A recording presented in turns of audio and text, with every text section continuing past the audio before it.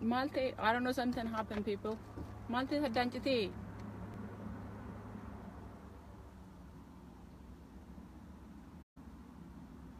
I wonder what happened.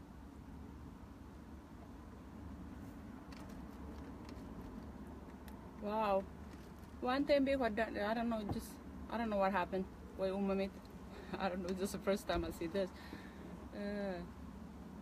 If I'm not going to dance, I want to dance in Beku. Kanafu, I'm a Tandibia. So, why to come at Mukanarati? Ani not to Mulatu. Kanamo Anaduat, of you could even do Bacharani, one not to Mulatera, one Bekura, cannot to Mulaturan, but Almatu Batenobra. Why no Bramti? Why go to Kunis? A can yadukun. Kanafu Tokumakana,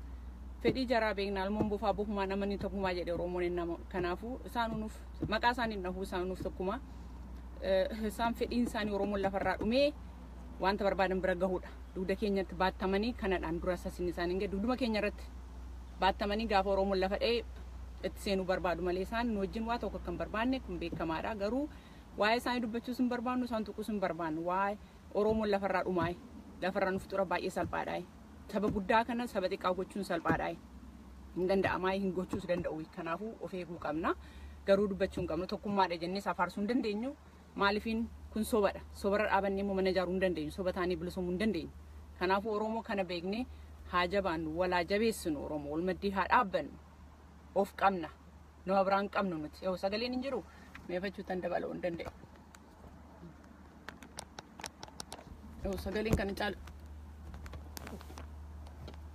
Sagaling kan to develop dan dodi famana ko daga sagaling kanuma kanafu oromo sobar aba chudibne duga dubne nuti ani wan sambe ko sharing tanifu kanafu ga me calibne tuma nama fa hase en fiten la wan taw meola jabe sino oromo to kuma tanu duga juru begna enyum to oromo madi aba chokkan jirre garu naman tuknu tema naman tukusnu ranjuru namasin tuknu of makenya jabe sino wala jabe sino hajabanno duga jiru dubbanne wajjina jiraannu jedha wala mafaman dubbachu barbadu waay diasporaati diaspora nuti okay dumaratan goda ye diaspora me nuti amma nama jechaan maal me afacha oromo nan singafadda nama jechaan akkuma uma nama jechaan maal jechaadha me isini fi kana manatti mame nuti amma nama ofin jenna miti horii caalla nuti kana ofin jenna nama yoo chaa maa jechaadha nama jechaan nama mara wal madii dhaabachuu jechaadha malee horiinis argite ijoollee dahee guddifatee hindu jiraatee du'a baqa horiin akkuma keenya kana jechaadha nama jechaan garuu maali jennee gaafannu eega waliin gargaarre eega nama siduuf lolle eega nama siduuf maallaqan kennine atakkamitti nama ofiin jettamee oromoo gaafiin si gaafadha ati ko gargaaramtiit as geessee gargaaramneet as geenye miti warri nu du'e ko haadhaaf abbaa nu caalam lubbuu isaanii nu kennanii haadhaaf abbaa kee gargaartee nyaattee dhugdee boorsaa bitattee kophee bitattee kanumaa jireenya siif jechaadha biyya firii geenyaan kanumaa jireenya namni sun nu du'e tan tas geenye ko an dhalachuu dandeenye ko oromoon nu du'eetiin anaan dhaladhe abbaan ko haati ko han jiraatan waan oromoon lubbuu isaanaa kenneef kan akkamitti irraanfanna maallaqa kennu akkamitti garaa jabaanna diaspora abbaan fe'ee haa nyaatu qarshii kennine ani waa tokko godhee duunaa hoyyoo soomaan godhin du'urra ofirraa baaftee ta'uu kennite nama jechaan ko nama jechaan akkamitti horii caalla eegak nuti waan namarraa eeggamu goone of gaafadha wanta kana jireenya chaan kophee jiru miti dubartii lipisi ko dummi kudhachuu gadi ba'anii mul'achuu miti mataa keenya dhahachuu miti kophee guyyaa guyyaadhaan jijjiiruu miti nama jechaan kana miti akka gurraacha ko gurraachi nu du'e tan akka dubartii ko dubartii nu falmite nu tar dubartii mirga keenya eeggame malee waa tokko firiyaan argamu hin jiru oromoo maddi haa dhaabannu irraanfatina adiin silolee tanatti bishaan sun keessaa fuudhamtee as geesse hajoor oromoo akka keessa joortee mirga kee nama dheemtee tan as geesse kana irraanfatina oromoo lubbuu isaa sii kenneera maaf wal irraanfanna oromoo jireenya chaan of mul'isuu duwwaa miti nama wallaalaadhaan kana godhu haa barannu haa of beeknu haa nama taanu ani dhaladheef maaltu jijjiirame jennee ofaa gaafannu haadha kof abbaa ko miti obbolaan ko duwwaa miti oromoodhaan maaltu jijjiirame naaliin dhalachuu isiitiif maaltu dhume nama tokkoof ani maalan jijjiiree lafa kanarratti namni as ga'uu koo kana meelaalaa ani ko ofii as of hin geenye nama tasiin nagahe saba koo adiin na qarqaare gurraachi na qarqaare dubartii dhiira na qarqaare Oromoo adamaqnu Oromoo wala jabeessinu namni keenya dukkana keessa jira Oromoo lakkisaa haa jabaannu. Baay'ee kun baay'ee sensitive nuti ta'uu qaba kuni. Ani dhugaan sitti nama jireenya koo keessatti rakkinan qabu ani akka maaliis ta'e waa'ee Oromoo baay'ee na boosisa waa'ee Oromoo baay'ee natti dhagahama nama ta'uu koo kanaan hin beekaan nyaadhee buleef hin gammadu ani kafan haaraa biteef hin gammadu ani saba koo gargaareef hin gammadaani gaafa sabni koo bilisoom hin gammadaani. Kana maaf nutti hin dhagahamu Oromoo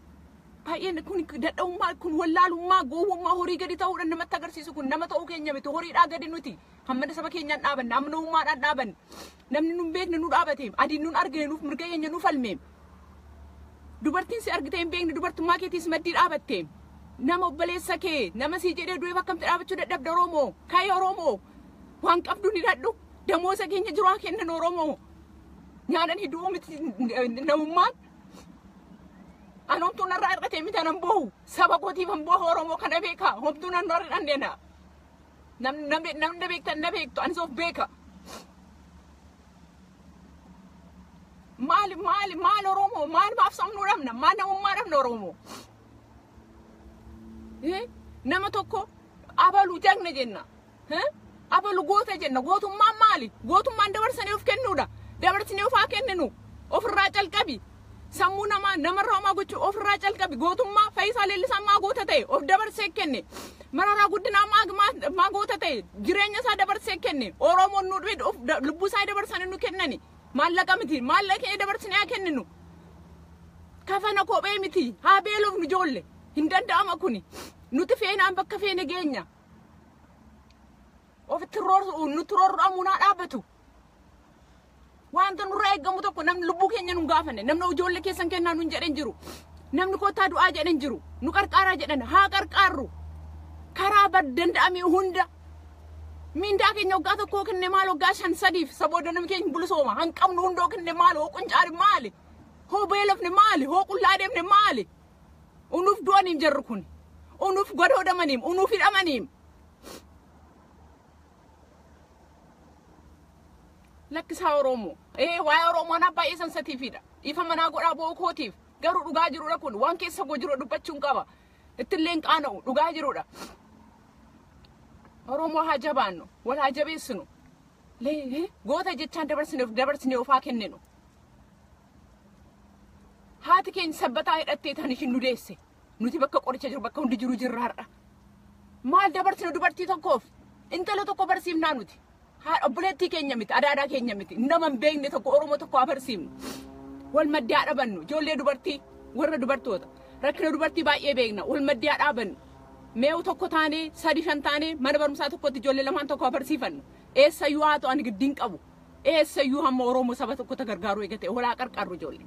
ani waa tokko narraa dhate miti naan gaddiina waa tokko hin taane ani garuu Oromummaa koo na boossisa keessa koo waan jiruuf dhugaa waan ta'eefan boohaaf gochuu waan dandeenyuufan waafan gadduufan boohan malee waa biraatiin miti Oromoon akka kana gochuu danda'u nan beekan eenyuyyuu akka Oromoo diin dhabanne immoo beeka ani Oromootti diina baay'isuuf miti dhugaa jiru kana beekuu qabna Oromoo of malee eenyu akka hin qabne beekuu qabna Oromoon hundumtuu sammuu keenyarra deeme unuun gadi nu qabee lafa keessa nu awwaaleet angoosu nuti ba'uu barbaada Oromoo lafarraa fixeet kanadhaan isaan eeggatan ta'anii kana beekaa Oromoo kan isaan ta'anii callisanii ilaalan nuti dhumnee isaan aangootti dhufuudhaan malee waa biraatiin miti Oromoon hunda kana beekuu qaba. Nuti callifnee laallan ijoolleen keenya nurraa dhumnaan boru dhiiga keenyaan akka gandi bilisoomu beeka kunis dhugaa jiru fuuldura keenyadha hamma fe'ee jabaannu malee wal du'a wal ooshinu malee wal jajjabeessinu malee handuuba keenya taa'ee nu laalu waraabessinu nyaatuuf hundumtu Oromoo nyaatuuf qophaa'ee jira kana beeka Oromoo dhiiga obbolaan keenyaan bilisoomullee akka hin dandeenye beeka nutti kolfama muree keenya qixa Oromoon jabaadha haa jabaannu ijoollee haa wal jabeessinu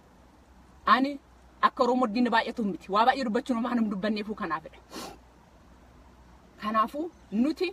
ani dhugaanatti waan tokko maan dubbachuu barbaadu waa'ee warra shanii dubbattan isa ijoollee Arisii ajjeesan ijoollee Amboo ajjeesan manaamin jettan kana sirriillee yoo ta'e ani waan dubbachuu barbaadu ani Wallaggallee miti garuu waa tokko dubbachuun isa ani Oromoodha yeroo hundayyuu waa'ee Wallaggaa isaan ijoollee Wallaggaa ta'in dubbatiina hannamicha sun jala hiriiran ijoollee nam 3-4 isaa dalagu jechaadha malee isaan Wallaggarrallee harkan qabne kana beekuu qabdu warra wallaggaan jedhiin asaa warra wallaggaa miti ani jarri kun oromoyyuu miti dheem falma kakooti daawud ibsaa leencoo lataa isaa warra buna funaanuu dhufee nu biratti oromoo gurgureedha anaaf intala tokkoof ana duwwaadhaan dubbate kan na biraa miti kanaafu isaa wallaggas representing godhan wallaggarraas waa tokko goone isaan nama isaan jala jeemu du'a ooluuf ijoollee oroo wallagga sadii isaan qaxaratan wallagga arraabsamuun qawme kana isaaniitiif isaan wallaggaafis oromoodhaaf waa tokko dhiiguyyuun barbaadan isaan du'a oromoo gurguru oromoo tan isaan achi dhaabatanii jiran jara kana warra shanee jettan as jala kaattan ijoolleen feesbuukii duubatte jechaadha har'a shanee taatan meerisiiti tokko natti agarsiisaan birriisin dooneet gootan birrii tokko na caala dooneet gootan taanaan risiitan qaban hundaafuu natti agarsiisaatis gaafas wal falmina afaan himmiti bilisummaan isin maallaqaallee shanee akkan deeggarnan beeka afaan hin sobne as keessatti goolan nurra dhoofu warra bitamtan malee shanee akkan isin maallaqa tokko baaftan akkan deeggarnan beeka sanittan hima 99.9% warri shanee jettan asirratti iyyitan akka shaneedha dumbulloo tokkoon kennan beekan dumbulloo tokko akkasin kontribiituun goone sobdaniit malee isinis illee fakkeessitanii boru oromoo lafa raftisiiftanii aangoo ba'u warra rakkatan keessaa tokkodha isin bitamtoota warra feesbuuk irraa nu arrabsitan na arrabsitan waa tokko narraan fuutu dumbulloo tokko natti kan narraan fuutu waa tokko eenyummaan koo ittan fufa eenyummaan koo dhaabadheen de waan godhun godha waan as na gootu hin jiru garuu oromoo biidhaa jirta ati maal oromoo waan hin taaneef kan sitti dhagahamne argite alaabaa fuudhanii aba'ana jette eega dhiira taate alaabaa fuudhaa qidhaa dhaabadhu kaatachi maasa bakkeessatti makamta alaabaa keessuun baattee kophaa kee dhaabattu maasa barguchiifte eega dhiira taate as feesbuuk irratti iyyuu miti bilisummaan dhaaf feesbuuk irratti miti dumbulloo tokko akkasiin shaneedhaan kenne beekan nan beekna nanis hin beeka wal beekna warra akkas geetan